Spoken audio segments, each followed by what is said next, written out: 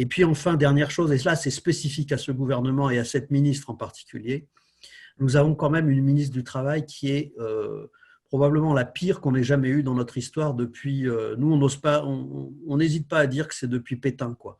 Depuis le gouvernement de Laval, on n'a pas eu de ministre pire que ça, c'est-à-dire qui n'incarne absolument pas son titre.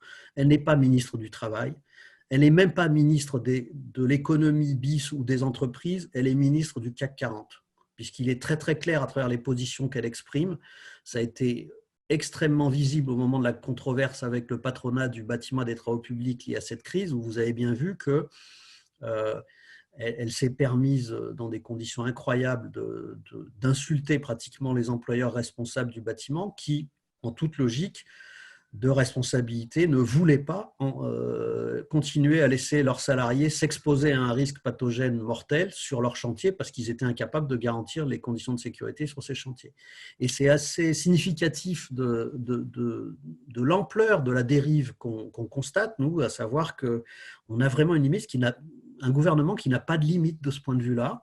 Et on a dû voir assez effaré qu'il y avait un espèce de combat à front renversé, là où c'est le patronat du BTP qui défendait le mieux les salariés, finalement, actuellement. Donc, ce n'est pas vrai partout, hein, je le dis très clairement. À chaque fois, on est obligé de procéder par grande masse, mais… Voilà, c'est quand même très significatif. Voilà ce que je voulais dire. Dans les mesures qui nous semblent également importantes de connaître, et vous pouvez retrouver tout ça, on documente ça sur notre site internet et les sites internet des autres organisations syndicales avec qui on travaille en intersyndical, vous retrouverez toutes nos prises de position, bien sûr. On trace ça pratiquement toutes les semaines, on sort de nouveaux tracts, etc., pour dénoncer les situations qui se présentent, parce qu'actuellement, de notre point de vue, ce ministère a été extrêmement loin dans la volonté d'empêcher le contrôle de l'ordre public social en période de crise. Je vais le dire clairement. Notamment, il y a une note de la Direction générale du travail, la DGT, est le pilote, entre guillemets, du système d'inspection du travail. C'est la Direction générale qui chapeaute toutes les sections d'inspection du travail de France. Et le 30 mars, la DGT a édicté une note vraiment incroyable qui…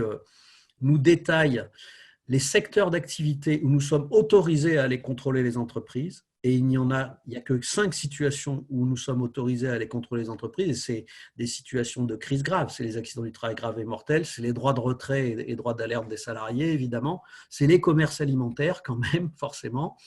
Mais il y a vraiment très peu de secteurs qui sont ouverts au contrôle, ce qui est une première pour nous. On ne voit absolument pas pourquoi on autolimiterait notre capacité d'intervention à ce point-là. Et simultanément, la DGT s'avère incapable de nous fournir un équipement de protection individuelle, c'est-à-dire en masque, en gants, en blouse, etc., qui sont nécessaires si on doit intervenir dans une ambiance contaminée, ce qui n'est pas certain. Évidemment, il y a des situations où on peut intervenir sans ces équipements. Mais il n'est pas normal d'avoir un corps de contrôle qui n'est pas doté d'équipements de protection, alors qu'on nous demande d'exercer une mission de contrôle qui doit pouvoir s'exercer en toute liberté, conformément à ce que prévoit la Convention 81 de l'Organisation internationale du travail sur l'inspection du travail.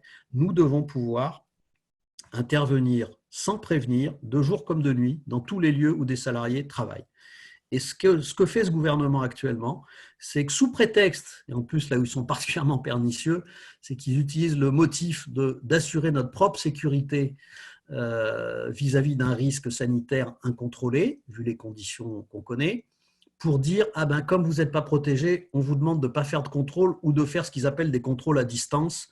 Mais la limite des contrôles à distance, vous le comprenez bien, c'est qu'on ne peut pas aller contrôler la réalité de situation de travail en se contentant de passer un coup de fil ou d'envoyer un mail.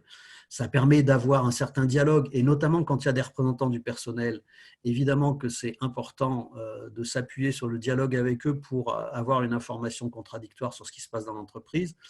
Mais si on veut aller au-delà, si on veut faire, par exemple, des constats qui sont utilisables en justice, puisqu'on a la capacité de mettre des procès-verbaux, il faut qu'on aille sur le terrain, il faut qu'on aille sur place. Et pour ça, on ne nous fournit pas d'équipement de protection partout dans le pays. Il y a des endroits où il y en a, mais il y a plein d'autres endroits où il n'y en a pas. Et deux, on nous donne des consignes complètement contradictoires avec notre mission fondamentale qui est de veiller à la santé et la sécurité des salariés. Et pour ça, il faut qu'on puisse se déplacer.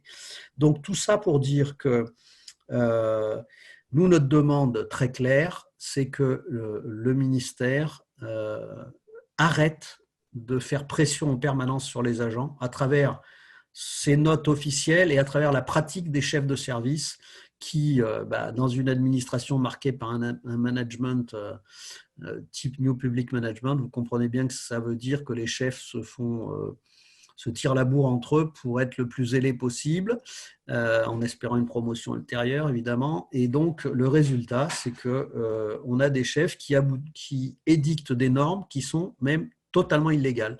On a cité plusieurs exemples récemment dans un tract, et encore hier, en Auvergne-Rhône-Alpes où je travaille, nous avons capté un mail de la secrétaire générale de la Directe Auvergne-Rhône-Alpes, qui est la deuxième région de France quand même, qui donne l'ordre aux responsables départementaux de l'inspection du travail de faire passer par le filtre préalable du chef du pôle travail régional toute demande d'engager un référé devant un tribunal judiciaire pour que le juge judiciaire puisse prendre des mesures en urgence face à une situation de conditions de travail dangereuses. C'est une possibilité légale qui existe, qui est à la main des inspecteurs du travail et d'eux seuls. Notre hiérarchie n'a pas à intervenir dans ce dispositif. Le Code du travail est très précis là-dessus. C'est l'inspecteur du travail lui seul qui peut déclencher un référé. Comme ça a été le cas à Lille, ça a été un peu médiatisé par une de nos collègues sur une association d'aide à domicile aux personnes âgées de 900 salariés qui a été condamné par le juge des référés de Lille sur demande de l'inspection du travail à remettre à plat complètement son organisation du travail puisqu'il n'y avait pas de bonne gestion du risque Covid. Donc, c'est depuis hier, par exemple, en Auvergne-Rhône-Alpes, il nous est demandé, si un inspecteur du travail constate une situation suffisamment dangereuse pour exiger un référé, c'est-à-dire une procédure, un référé d'heure, une procédure en urgence ou en moins de quelques jours, on obtient une décision judiciaire exécutable. C'est la seule solution ultra rapide pour arriver à faire prendre des décisions actuellement sur des situations critiques, telles que on en a entendu parler dans la presse, les entrepôts d'Amazon. Il y a une autre voie qui a été choisie, c'était la mise en demeure par le direct.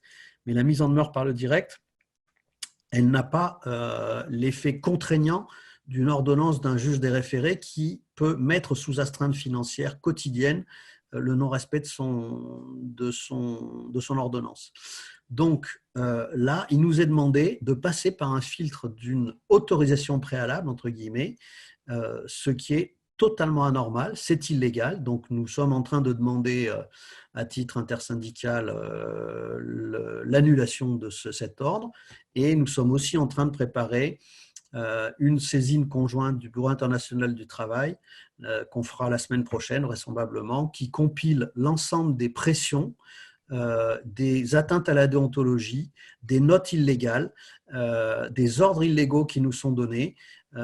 Pour vous donner une idée, comme c'est dans la période, évidemment, nos collectifs de travail sont dispersés, on est à peu près tous en télétravail, on a décidé d'utiliser le numérique aussi pour collecter les informations, puisqu'on ne peut plus le faire sur nos lieux de travail, en assemblée générale, etc. Donc, on a lancé une enquête nationale à travers un formulaire Internet qu'on demande à nos sections syndicales de remplir pour avoir une bonne idée du nombre d'agents qui sont malades. Je signale au passage qu'on a déjà 2 morts au ministère du Travail du fait du Covid, dont un dont on ne sait pas s'il y a un lien professionnel, mais en tout cas, la Directe de Normandie, Gérald Lecor vous le dira mieux que moi, parce que c'est là-bas qu'il travaille et il est secrétaire du CHSCT, la Directe de Normandie a osé refuser l'enquête qu'on a demandée sur ce décès-là, en arguant du fait que le lien professionnel n'était pas établi, ce n'était pas la peine d'enquêter. Ce qui est littéralement sidérant. Vous comprenez bien que si au ministère du Travail, on ne peut pas faire des enquêtes de CHSCT,